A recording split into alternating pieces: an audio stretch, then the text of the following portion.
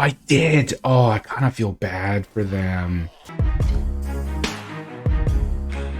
Hello, Snugglebugs, and welcome back to another Road to Legendary for the month of February with the Ping Mage, as we're hopping into a game against likely a Libram Paladin, which in the past has shown to be quite the difficult matchup.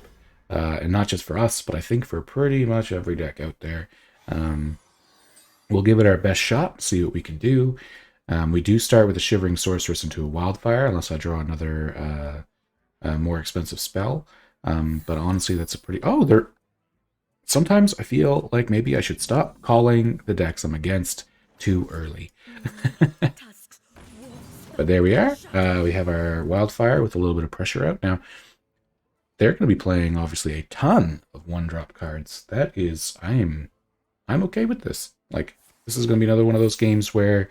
kind of like when we took on that big Paladin a few videos ago, where... I think no matter how this goes, it's going to be just good to...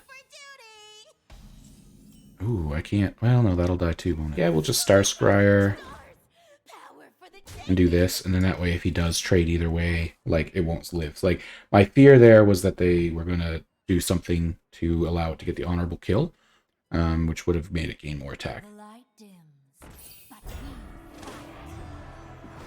Excuse me. Oh, wow.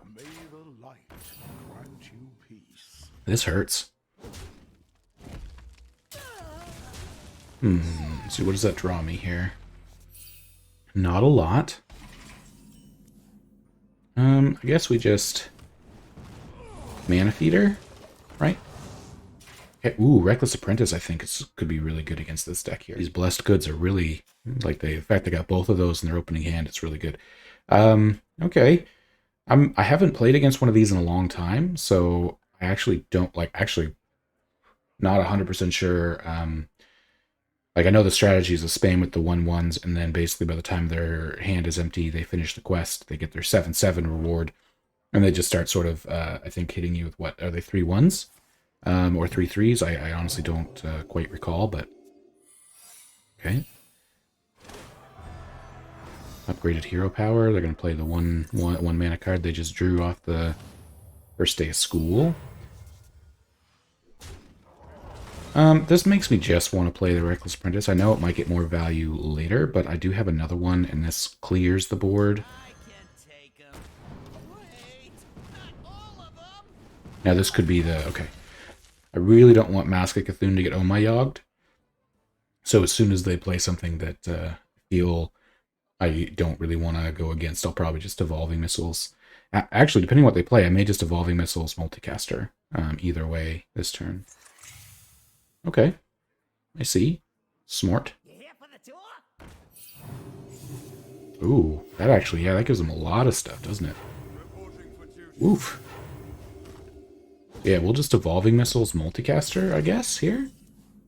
Oh Omayog.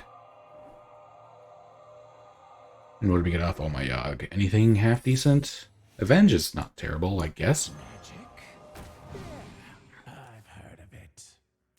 Ooh, I really don't like having to hit these because they're just going to be pumping out so many 3/3s. This card is actually one I never thought I'd see play. So, I mean, kudos to them. Peasant finish their quest and get their 7/7 out already as well. Which is then going to even pump these guys up, I believe, because it's active minions, right?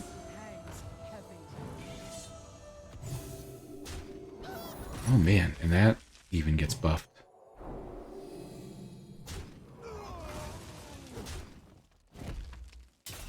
Okay, so they obviously weren't counting on the Avenge there, which is fine. Let's see what we draw off Multicaster. This might help. Flurry actually does help because I can Snow Flurry, trade here, freeze both of those. And I'm actually going to save the ping with the freeze on it because next turn I'll probably want to Massive Cthulhu. So these are going to come out as what? What is this? It just gives them 2/2. So they're going to come out as 5/5s. For 2 mana, 2 5/5s. And a Hand of a Doll. So actually Mask of Cthulhu is pretty much worthless at this point. Oh my goodness. Let's just go for it. See what happens. Okay, we did kill one thing. Allows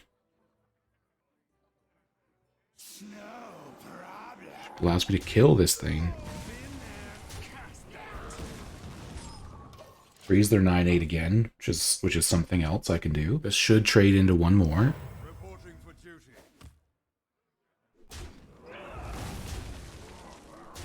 Let's see here.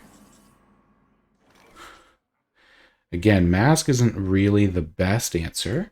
So let's just Snowblind Harpy, reduce the Mask for next turn.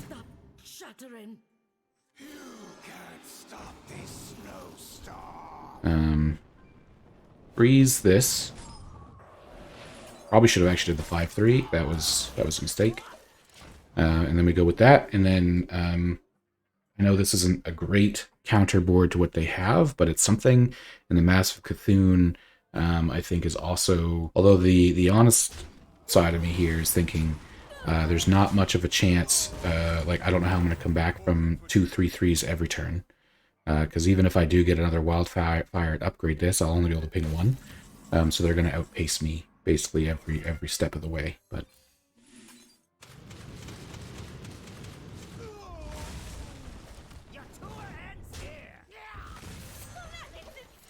I mean, so far so good.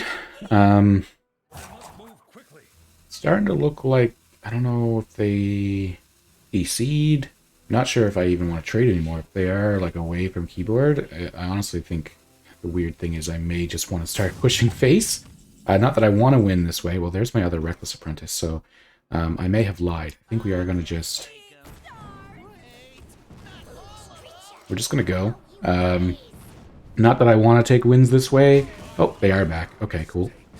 Maybe I should have pinged the 3/1 in that case. So at least we don't think... I mean, we did get that free turn, which may end up allowing us the victory. There's their bridge, though, and a Trog. Okay, that's fine. 3, 6. Honestly, if I could top deck Mordresh right now? No. I did! Oh, I kind of feel bad for them. Oh, but... I mean, I'm going to take any win that we can on this road to the legendary. That is what it is sometimes, right? One turn can make all the difference. And I guess if you liked seeing that, I guess, like, comment, subscribe. Thank you all very much, and I'll see you in the next game. As we hop into game number 2, this time against a hunter or a rogue. My PTSD, as has been pointed out to me, may be showing there, but more than likely a face hunter who is also trying to kind of rush through the last few levels to get to their legend for this month. We've had pretty good success against hunters so far. Doesn't mean we will right now, but does kind of give me hope. So if they start with either a Trog or the apprentice 1/2 guy with the spell burst that makes them more powerful. I also just realized my camera's a little bit crooked here. But we do, so I guess 2 as well, to try to lead into some maybe more like why we play certain cards in this deck. So the tour guide isn't just to get the free ping per se on later turns, but kind of what I've just done, where you get the tour guide and save the free ping, so on turn 2 you can get your mana feeder, is sort of one of the main purposes of playing the tour guide in the deck. As well as just technically becomes a 1 mana hero power with a 1/1 body attached to it, which means that it's really good and important early game and isn't the worst top deck in the world. So like later on, say if you have a 4-drop already and 5 mana, but you want to sneak in that ping, the tour guide is that 1 additional mana that gets it in there. As well as gives you, even if it's a small amount of pressure, a little bit of pressure, Scavenger's Ingenuity, a little bit of pressure on the board. 1/1s may seem small, but in a deck where you literally are trying to get them down 1-2 damage at a time, definitely can make a difference if they don't deal with it. And then, of course, if they do deal with it, then it's also not the worst thing. Okay, so they got Wolpertinger off the Scavenger's Ingenuity. That's all right. I think here we'll trade Ping, or maybe we'll play the Snow Flurry, ping that to freeze it. Ooh, they're buffing. They hit both of them. So I'm thinking I'm still going to do this and ping one of them. Maybe take the 2 value trades.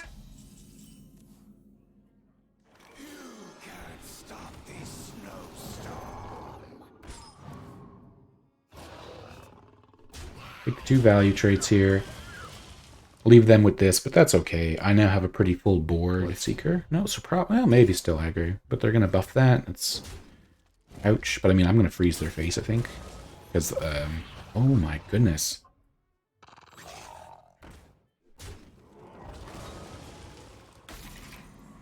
Okay, reckless, no. Well, we need to deal with these. Hero Power Face. Freeze both their Whoopertingers. And now we have a board that we can control, hopefully. Now, I can't play this next turn, so as of right now, I have a free Hero Power and nothing else to do as of my next turn. But at least so far, we have control of the board. Their face is frozen, so they can't even... Okay, so they're just a Face Hunter. That's, you know, if they want to kill that, that's fine. Because that's where the honorable kill would come from.